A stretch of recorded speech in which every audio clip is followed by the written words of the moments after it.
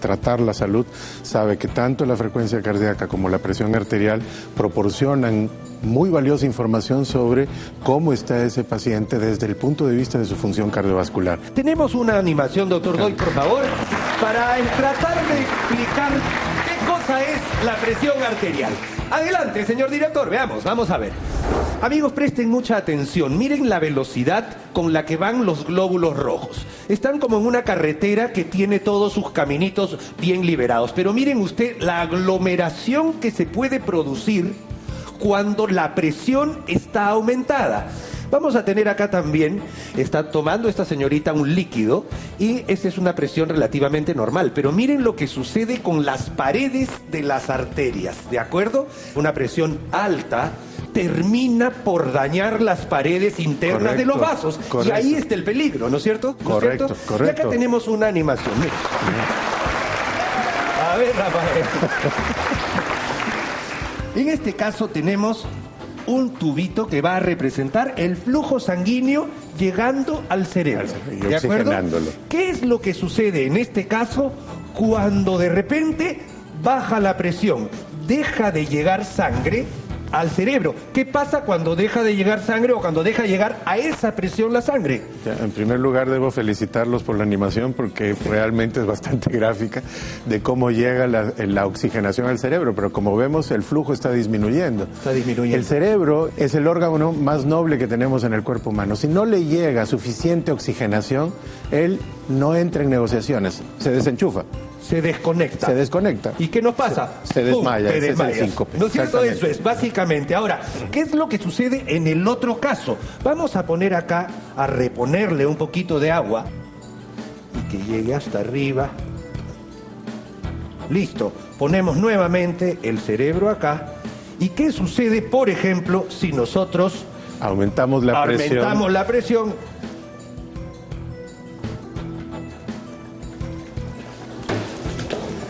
Tan simple como eso. Eso pasa, ¿no es cierto? Eso pasa. ¡Pah!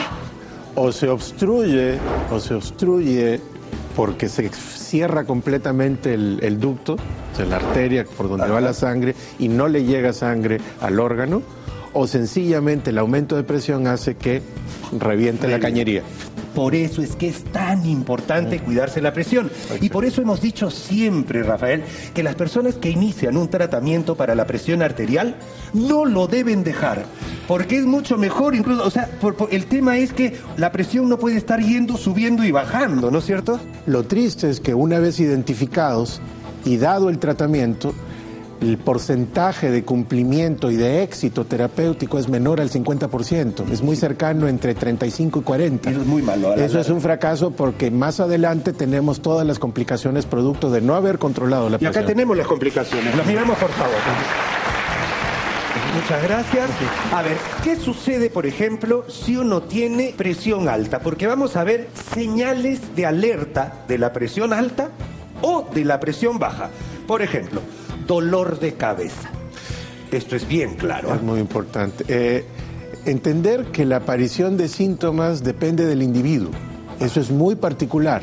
No todos los dolores de cabeza son hipertensión arterial, pero hay varios hipertensos que no tienen ningún síntoma, ni siquiera dolor de cabeza. Entonces, es muy importante prestarle atención cuando aparece algún síntoma. Y si a esto se le añade zumbido de oído, correcto, es un signo indirecto de que está fluyendo demasiado rápido y te produce un zumbidito de oído. Correcto. Eso es muy característico. Después tenemos malestar general. Sí, eso es sentirse como sobrecargado. O sea, sobrecargado, ¿no es cierto? Y hay una sensación de que la cabeza quema un poco. Esto es bien frecuente escucharlo. La cara quema. Incluso se ve al paciente más colorado, más rojo, ¿no es cierto? Y eso es producto de la presión arterial alta. En ese lado, por ejemplo, tenemos sueño. ¿Por qué pasaría esto? A ver, sueño, claro. Lo que veníamos conversando con respecto de la presión baja y la disminución del flujo sanguíneo al cerebro. Es ese progresivo apagarse del cerebro que produce sueño, Palidez, mareos. Mareos. Mareos es sumamente importante porque uno va perdiendo la irrigación, la estabilidad. Puede sentir frío porque la sangre nos calienta. Correcto. La sangre está a 37 grados y si hay menos flujo de sangre nos va a dar frío. Exacto. ¿No es cierto? Lo tenemos acá. Y por último, sensación de palidez porque no está llegando a nuestros vasitos terminales. Y lo vamos a dejar acá. Ahora, vamos a ver qué órganos corren. O sea, todos nuestros órganos corren peligro, ¿no es cierto? Exacto. Todos nuestros órganos, desde el hígado hasta incluso los pies, ¿no es cierto? Pero hay dos órganos realmente importantes que se ven muy afectados con problemas de la presión.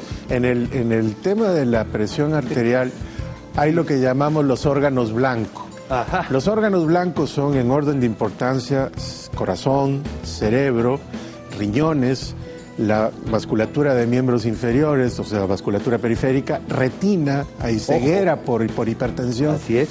Pero nos focalizamos en los que provocan las cosas más ominosas y hay que golpearlas para que no ocurran. Ahí va. Primero, a ver, dale. Vamos a ver, ¿ah? Bueno. Ajá. Y miren ustedes. Tenemos acá un corazón. Y si ustedes ven hacia abajo, un corazón infartado. Es un corazón infartado. Me voy a poner unos guantecitos acá. La verdad es que acá, por un tema de hipertensión, se van malogrando los vasos sanguíneos, que son los que llevan el aporte de sangre a los órganos. Y en este caso, por ejemplo, tenemos acá que efectivamente se ha tapado una arteria, se tapa una arteria y produce esta mancha que viene a ser un infarto al miocardio. Y si esto es crónico, el tejido va a sufrir progresivamente la falta de alimentación. Así y esa falta de alimentación se va anunciando con ya no temas de la hipertensión arterial, sino propios del síndrome coronario, dolor al pecho, falta de aire, insuficiencia etcétera. cardíaca, Correcto. un montón de cosas. Y tenemos un segundo órgano acá y lo vamos a ver. Preste mucha atención, señora.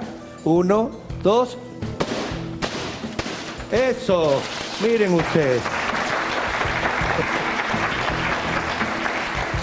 Vamos a hablar de este órgano maravilloso que siempre hemos dicho, si es que no está bien irrigada, perdemos el contacto con el exterior. Y si es que está sobreirrigada, nos puede pasar esto. El cerebro se afecta por las dos circunstancias, la presión alta y la presión baja.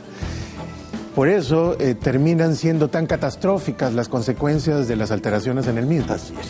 Porque a la larga uno puede no morirse, sino quedar con una parálisis completa, unas secuelas muy importantes.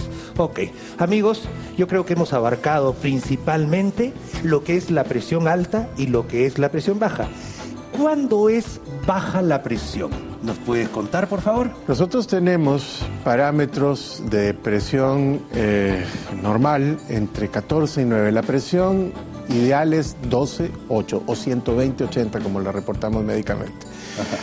Cualquier valor abajo de ello no necesariamente implica hipotensión.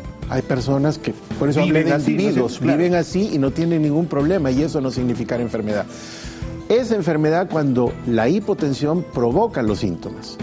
Sin embargo, en el otro extremo, en la hipertensión, arriba de 14,9, sí debemos considerar que es hipertensión porque epidemiológicamente se ha demostrado que cuando hay pacientes arriba de esas presiones ya comienzan a presentar y el las daño consecuencias. Se va haciendo crónico y al final termina en una lesión cerebral, cardiovascular o renal. Amigos, creo que hemos abarcado bastante la presión arterial, uno de los principales indicadores de nuestra salud. Chequearse la presión es sencillo. Hágalo usted rutinariamente y anótelo en una libretita. Cuando vaya a su cardiólogo le puede enseñar, esta es mi presión arterial. Y gracias, es una forma de hacer salud. Vale.